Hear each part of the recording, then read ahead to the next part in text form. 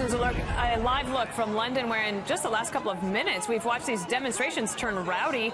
The issue is they're mad that Conservative Prime Minister Boris Johnson won a big victory last night ahead of Brexit.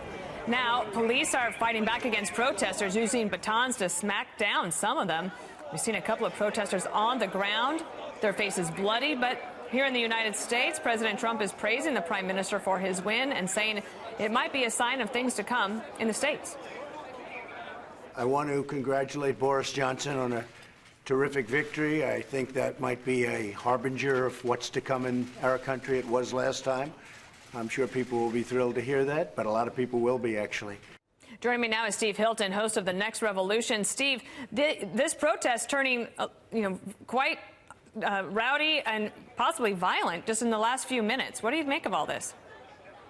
Yeah, amazing scenes to look at straight after what you'd expect to be a moment of joy and happiness and all the divisions that have been there in the UK. It's a bitterly divided country since that Brexit vote in 2016, a decisive victory for Boris Johnson. You'd think that would settle the argument. Well, it will certainly settle the political argument. He clearly has a mandate now to get Brexit done, in the words of his slogan, but it obviously isn't going to settle the argument, the cultural argument, the argument in the country.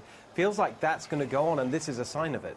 Tell me a little bit more about the cultural argument in the country, then. What do you think the fault lines are? Well, it's actually very, very much resembles what we're seeing here, where you've got places like London, for example, and think of London as the equivalent of the coastal elites, as the phrase goes, in terms of places like New York and Silicon Valley and Los Angeles, where you've got a group of people who've done really well from the knowledge economy, from globalization over the last few decades. Their incomes have risen, their lives are great and comfortable and interesting, and they think that they should, and in the UK, they think they should be part of the EU, travel to Europe, work in other countries. That's all fantastic.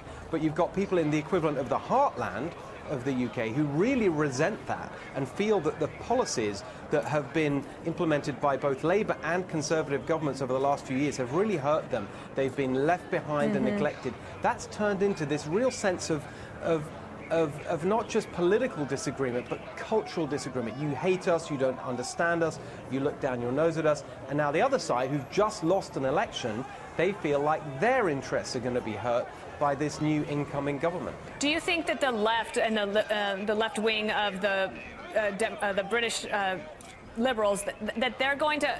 what lessons do you think they're going to take away from this? Like, do you think they'll understand the right lesson? Will they start to moderate, or do you think that it's just impossible for them to do that?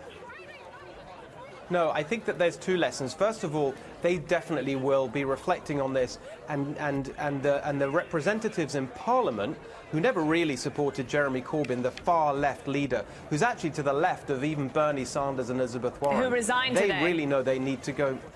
Yes, and they know that they need to go moderate, but the interesting thing is that the membership of the party, who remember, they elected Jeremy Corbyn, they're still as hard left as ever. So it's going to be this interesting tussle between the base and the central representatives in Parliament to see who comes out on top. The other point is that they've really lost in this election their working class heartlands.